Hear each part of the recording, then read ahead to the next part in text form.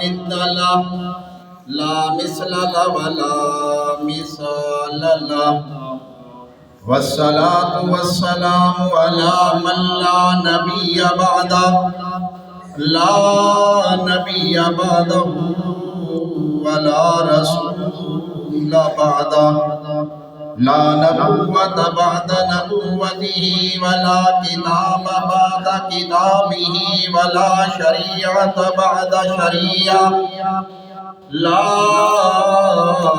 شريعة بعد شريعته ولا أمة بعد أمة أما بعد فأعوذ بالله من الشيطان الرجيم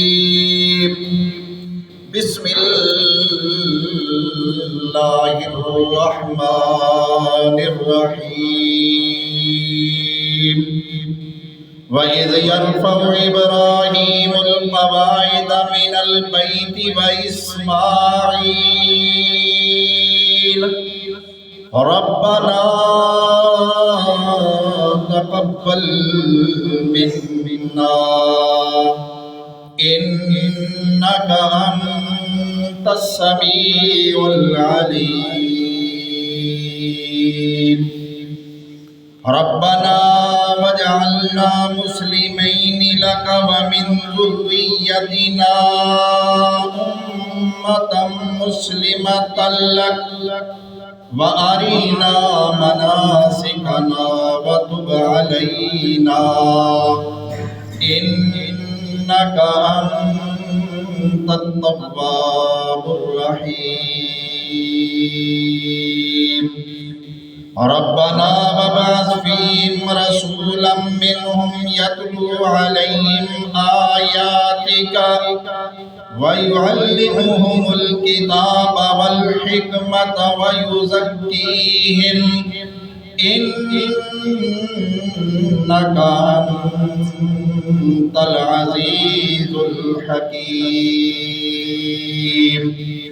قال النبي صلى الله عليه وسلم من بنى لله مسجدا بنى الله له بيتا في الجنة أو كما قال عليه الصلاة والسلام سبحان ربك رب العزة عما يصفون وسلام على المرسلين والحمد لله رب العالمين اللهم صل على محمد وعلى آل محمد كما صليت على إبراهيم وعلى آل إبراهيم إنك حميد مجيد اللهم بارك على محمد وعلى آل محمد كما باركت على إبراهيم وعلى آل إبراهيم إنك حميد مجيد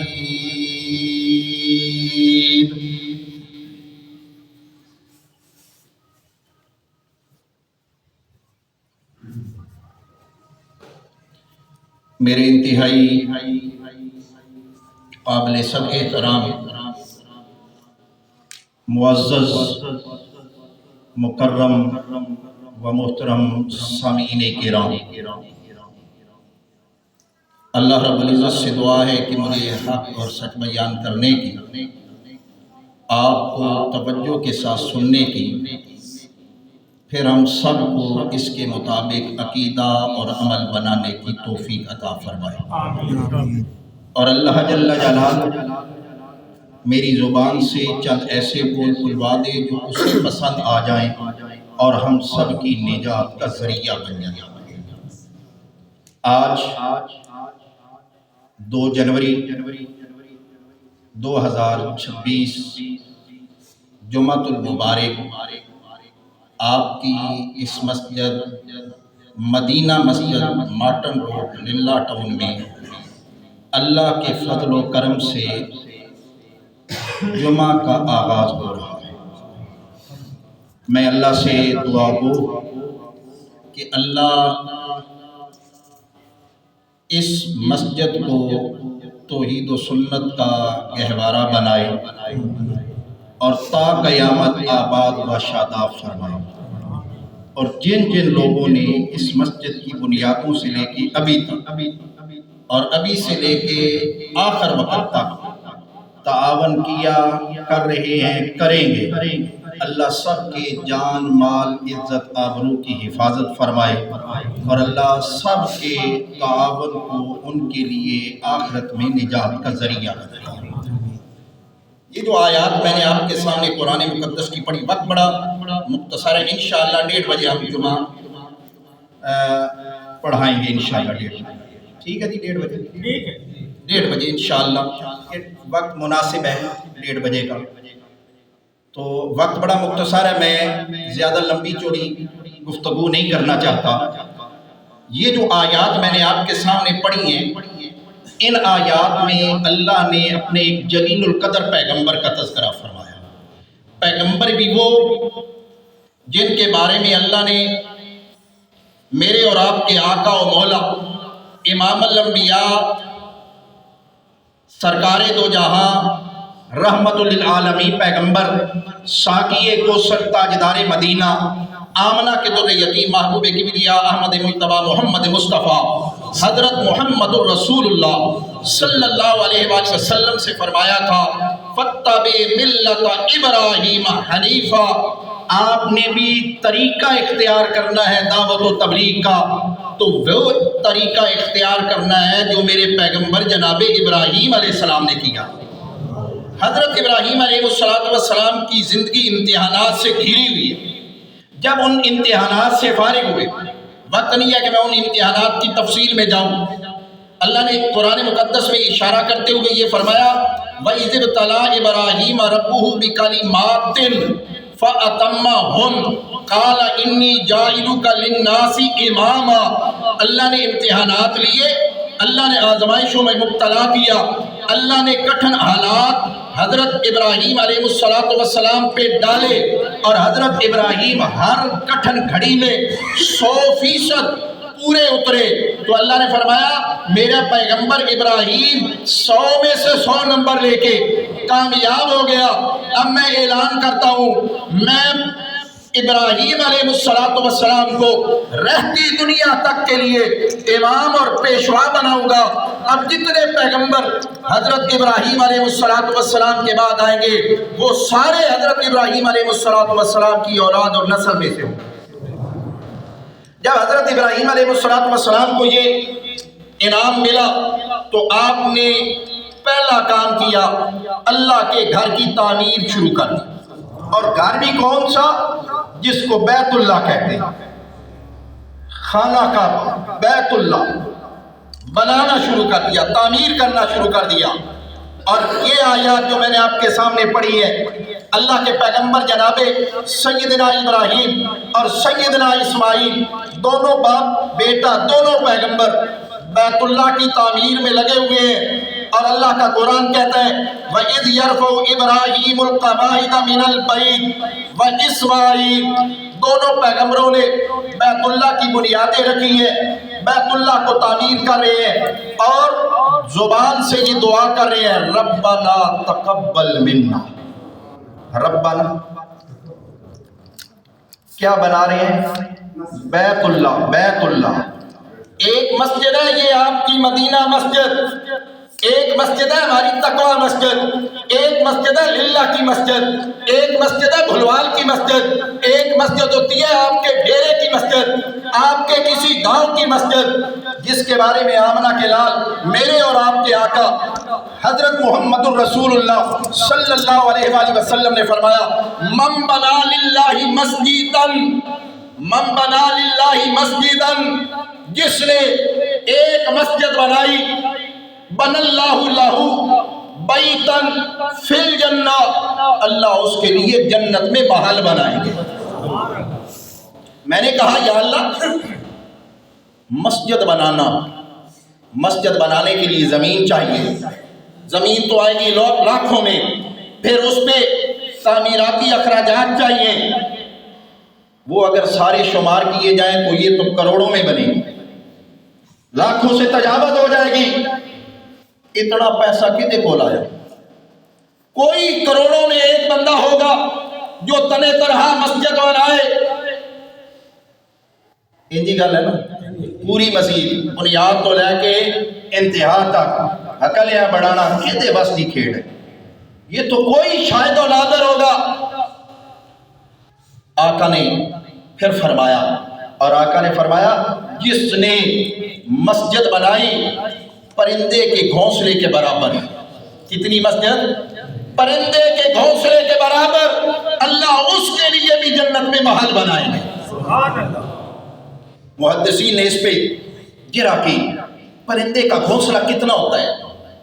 1 فٹ کا، 6 انچ کا، کتنا چھوٹا سا گھونسلہ، اتنے بندہ کھلو بھی نہیں سکتا۔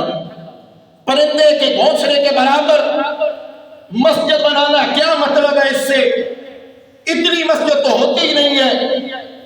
پھر محدثین نے اس کی تشریح میں لکھا جس نے مسجد کی تعمیر میں اتنا حصہ بھی ڈال دیا، جس نے مسجد کی تعمیر میں اتنا حصہ بھی ڈال دیا پرندے کے گھونسلے کے برابر، ایک تگاری ریت دی دے چھڑی، ایک تگاری ریت دی دے چھڑی، اللہ اس کے لیے بھی جنت میں محل بنائے۔ اور پھر یہ جو حدیث ہے نا، من بنا للہ مسجدن، یہاں تنوین آ گئی ہے، تنوین یہ تنکیر کی ہے، اور آگے فرمایا بن اللہ لہو بیتن، وہاں تنوین تعظیم کی ہے۔ محدثین فرماتے ہیں پہلا جو فرمایا نا من بنا للہ مسجدن، اس کا مطلب یہ جس مسجد میں تھوڑا جا حصہ بھی پا چھڑیا، جس نے مسجد میں تھوڑا سا حصہ بھی ڈال دیا، بن اللہ لہو بیتن، یہ تنوین تعظیم کی ہے۔ جس مسجد میں ایک تگاری ریت بھی دیتی، اللہ اس واسطے بھی جنت وچ محل بنا سی۔ یہ تو عام مسجد کی بات ہے، یہ تو آپ کی مسجد کی بات ہے، یہ تو دنیا بھر کی مساجد کی بات ہے کہ جیڑی مسجد حضرت ابراہیم علیہ السلام نے بنائی سی، مسجد حرام بیت اللہ شریف خانہ کعبہ، اودی عظمت دیکھے کہ لیکن قربان جاؤں سیدنا ابراہیم اور سیدنا اسماعیل علیہ السلام پہ اللہ کا گھر بنا رہے ہیں، بیت اللہ بنا رہے ہیں، ساری مسجدوں کا سردار ہے وہ، ساری مساجد کا مرکز ہے وہ۔ اس کو بناتے ہوئے کیا فرما رہے ہیں؟ ربنا تقبل منا، ربنا اتو ایک سبق دے دیتا ہوں کہ کوئی بھی بڑے سے بڑا کام کرو، اگر اللہ قبول نہیں کرے گا تو بیکار ہے۔ یہ آپ نے اللہ کا گھر بنایا ہے، اللہ سے دعا کیا کرے اللہ قبول کرے، اللہ آپ کی اس محنت کو قبول کرے، اور اگر اللہ قبول کرے گا تو پھر کامیابیاں ہی کامیابیاں ہیں، اور اگر اللہ نے قبول نہ کیا تو پھر کروڑوں لگا کے بھی بربادی ہے، ناکامی ہے۔ اللہ قبول کرے، جن جن لوگوں نے اس میں حصہ ڈالا ہے اللہ سب کا قبول کرے، اللہ سب کو مزید توفیق عطا فرمائے، اللہ اس مرکز کو آباد و شاداب فرمائے، اللہ ہر ایک کے جان مال عزت آبرو کی حفاظت فرمائے، جنہوں نے اس مسجد میں حصہ ڈالا ہے دامن درہم سخن، اللہ سب کا قبول فرمائے۔ اس کے علاوہ بھی جتنے مراکز ہیں، جتنی مساجد ہیں، توحید و سنت کے جتنے مرکز ہیں، جہاں جہاں جس نے جتنا حصہ ڈالا ہے اللہ سب کا قبول فرمائے۔ اللہ کے پیغمبر حضرت سیدنا ابراہیم اور سیدنا اسماعیل علیہ السلام دونوں اللہ کے پیغمبر ہیں، جلیل القدر پیغمبر ہیں، دونوں فرما رہے ہیں یا اللہ تو قبول کر، یا اللہ تو قبول کر، ربنا تقبل منا انکا انت السمیع العلیم، انکا انت السمیع العلیم، تو ہی ہے دعاؤں کا سننے والا اور تو ہی ہے دلوں کے حال کو جاننے والا۔ ہم جو دعا کر رہے ہیں اس کا سننے والا بھی تو ہے. ہمارے دل میں نیت کیا ہے, کس نیت سے ہم نے تیرا گھر بنایا ہے, یہ نیتیں جاننے والا بھی. پھر آگے یہیں پہ بس نہیں کی, آگے چل کے آگے اور دعا کی.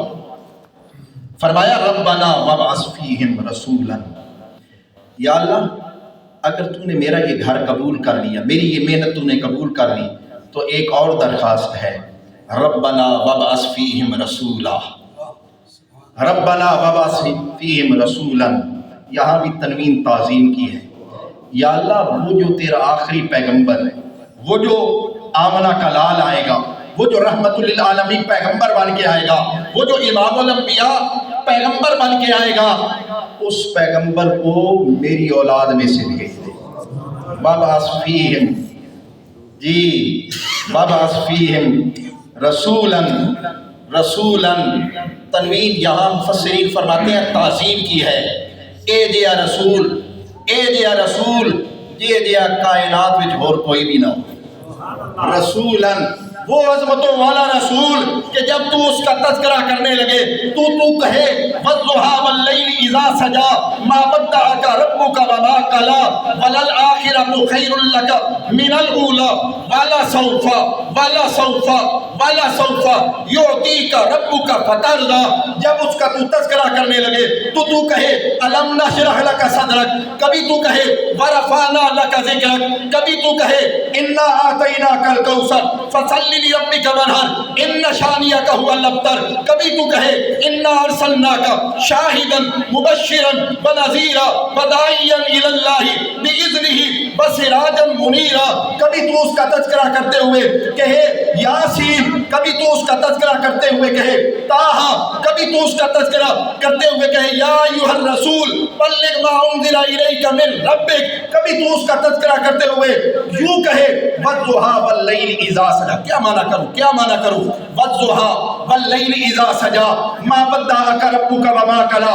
شاعر کہتا ہے کسے ماں اے جیا سونا نہیں جمیا, جویں اپنی مرضی مطابق کو بنیا, سحبن نفاست تے پھلاں دا سہرا, میں قربان اللہ محمد دا چہرہ, مصور نے بس انتہا کرے سٹی, بڑی ریج دے نال, بڑی ریج دے نال تصویر کٹی, حسینہ جمیلہ دا منہ موڑ دیتا, محمد بڑا رب قلم توڑ دے. وہ ایسا پیغمبر, وہ ایسا پیغمبر, وہ عظمتوں والا پیغمبر, وہ رفعتوں والا پیغمبر, وہ شانوں والا پیغمبر, وہ مقاموں والا پیغمبر, وہ رتبوں والا پیغمبر, وہ درجوں والا پیغمبر, جن کے بارے میں یوں کہوں زندگی میری زمین کے سینے میں رہ گئی, جنت کا ریز بن کر مدینے میں رہ گئی. پھولوں کا حسن, پھولوں کا حسن حضرت یوسف کو مل گیا, خوشبو میرے نبی کے پسینے میں رہ گئی. کیا تذکرہ کروں؟ فرمایا والضحیٰ واللیل اذا سجا ما ودعک ربک وما قلی. وہ عظمتوں والا رسول, وہ رفتوں والا رسول, وہ مقاموں والا رسول, وہ زمین پہ کھڑے ہو کے, وہ زمین پہ کھڑے ہو کے یوں آسمان کی طرف انگلی اٹھائے تو آسمان کے چاند کے ٹکڑے کر کے رکھ دے. والضحیٰ واللیل اذا سجا ما ودعک ربک وما قلی وللآخرۃ خیر لک من الاولی ولسوف ولسوف یعطیک ربک فترضی. وہ عظمتوں والا رسول, وہ رفتوں والا رسول, وہ شانوں والا پیغمبر, وہ کڑوے کنویں میں اپنی لعاب ڈال دے تو کڑوے کنویں کو میٹھا کر دے.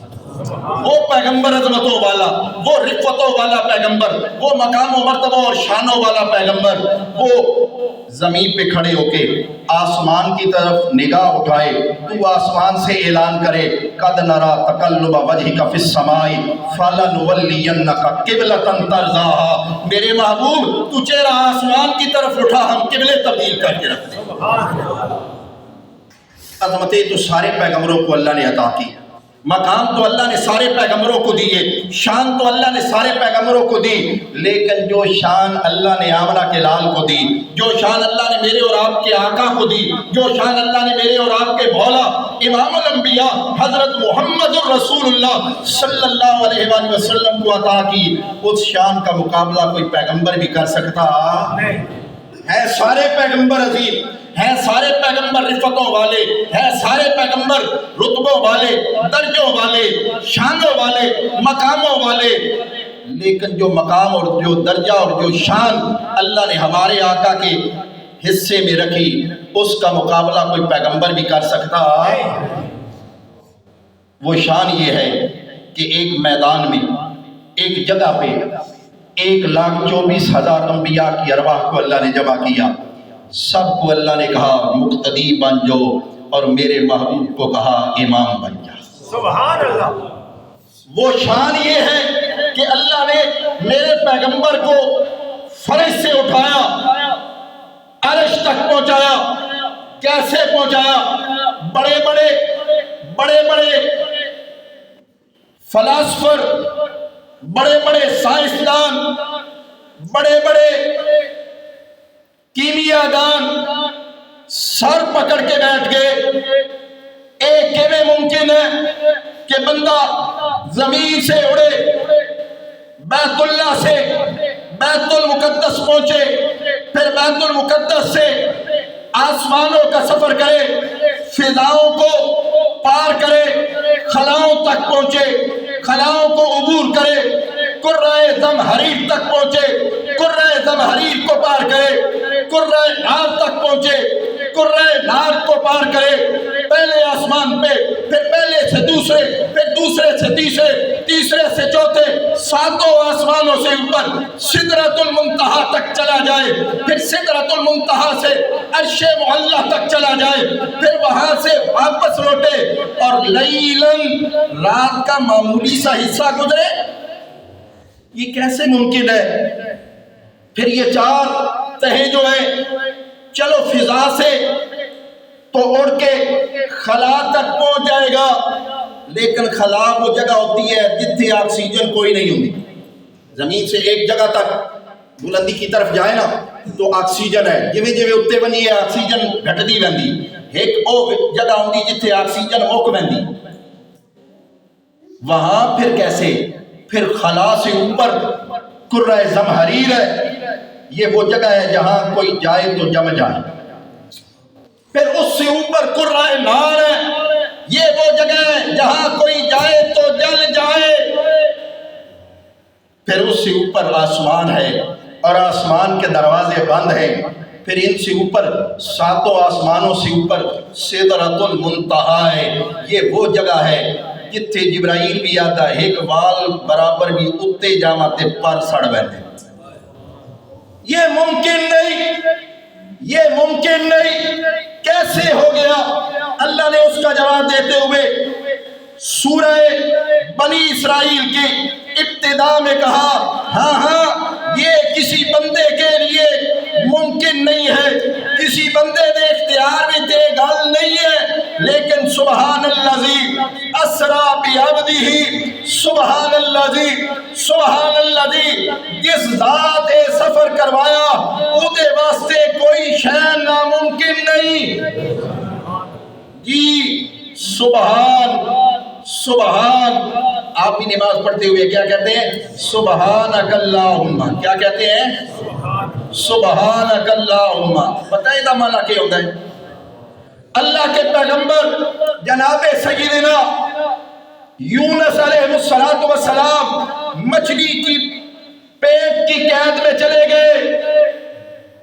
تفصیلی واقعہ میں تفصیل میں جانا نہیں چاہتا، آپ سب نے سنا ہوا ہے۔ اللہ کے پیغمبر جناب سیدنا یونس علیہ السلام کشتی پہ ہیں، اور کشتی بھور میں پھنس گئی، عجیب صورتحال بن گئی۔ اللہ کا پیغمبر کشتی میں رہتا ہے تو کشتی ڈوبتی ہے، پیغمبر کشتی سے نکلتا ہے تو کشتی بچتی ہے۔ اللہ نے وہاں یہ مسئلہ سمجھا دیا، کشتیوں کا ڈبونے والا اور کشتیوں کا پار لگانے والا اکیلا اللہ ہے۔ اللہ کے پیغمبر نے چھلانگ لگائی، اللہ نے حکم دیا مچھلی کو منہ کھول، سیدھے اندر۔ اب مچھلی کے پیٹ میں چلے گئے۔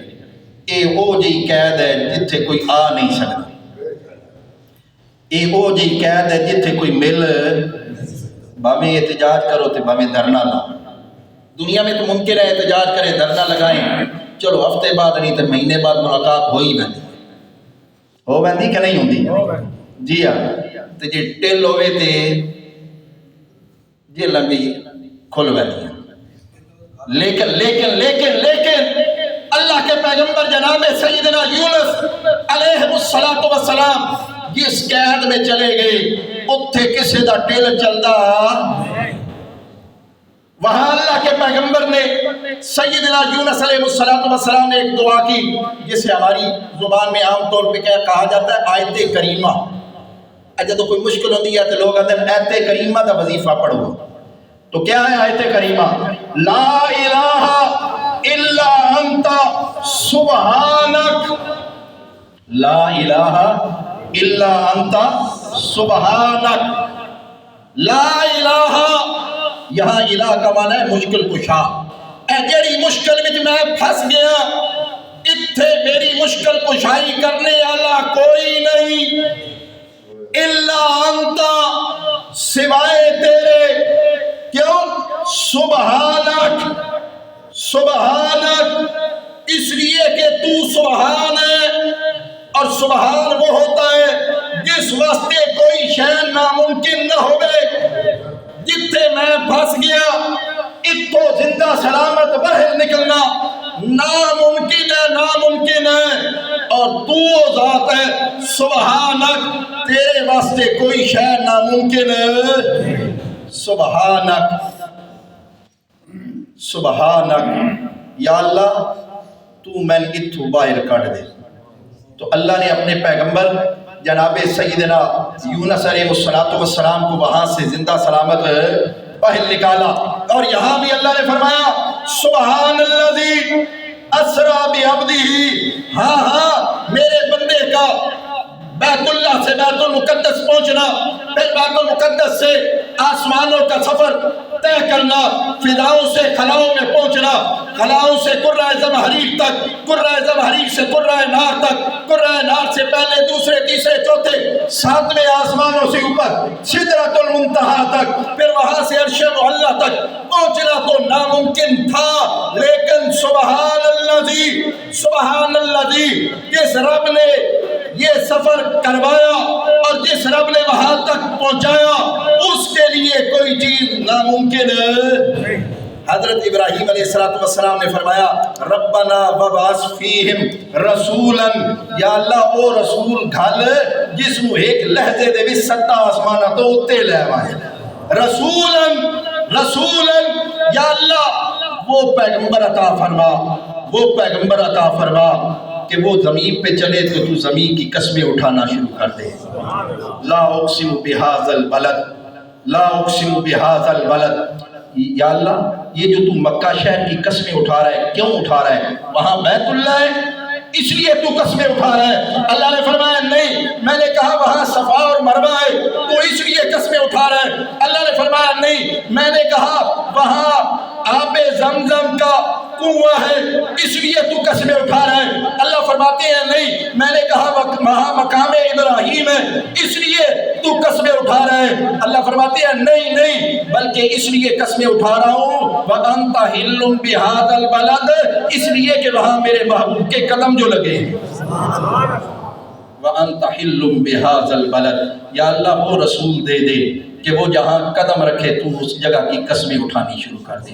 ربنا وبعث فیہم رسولا منہم یتلو علیہم آیاتک ویعلمہم الکتاب والحکمہ۔ حضرت پس منظر ذہن میں رکھنا ہے، حضرت ابراہیم بیت اللہ بنا رہے ہیں، اللہ کا گھر بنا رہے ہیں، اور دعا میں مانگ رہے ہیں آمنہ کا لال، اور ساتھ کیا کہہ رہے ہیں کہ اس واسطے منگدا پہ ہیں یہ قرآن پڑھتا رہا سی۔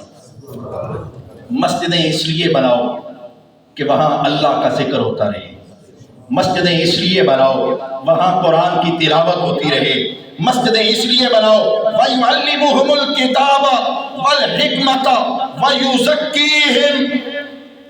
یہاں مختلف کام ذکر کیے، مسجد کی آبادی کے لیے پہلا کام ہے یتلو علیہم آیاتک، پہلا کام مسجد میں قرآن کی تلاوت ہونی چاہیے۔ تو مسجد کو آباد کرنے کے لیے ضروری ہے وہاں قرآن کی تلاوت کا سلسلہ شروع کیا جائے۔ تو یہاں بھی الحمدللہ قرآن کی تلاوت کا سلسلہ شروع ہے نا، حافظ صاحب ہے، کلاس لگی ہوئی ہے، تو اپنے بچوں کو جو یہاں قرب و جوار کے دوست احباب ہیں وہ اپنے بچوں کو یہاں بھیجیں، قرآن پڑھیں گے مسجد آباد ہو۔ پھر فرمایا صرف قرآن کی تلاوت نہیں، وَيُعَلِّمُهُمُ الْكِتَابَ، قرآن کو سیکھنے کا بھی اہتمام ہونا چاہیے، والحکمہ، اور احادیث کو سیکھنے کا بھی سلسلہ یہاں چلنا چاہیے، وَيُزَكِّيهِمْ، تزکیہ نفس۔ تزکیہ نفس کا مطلب ہوتا ہے دل پاک کرنا۔ اتھے انج اہتمام ہونا چاہیے کہ دل شرک دی غلاظت اور گندگی تو پاک ہو گئی۔ اللہ ہم سب کو شرک کی غلاظت سے محفوظ رکھے، اور اللہ ہم سب کو مساجد کو آباد رکھنے کی توفیق عطا فرمائے۔ مسجد کی آبادی 4 کاموں سے ہوتی ہے۔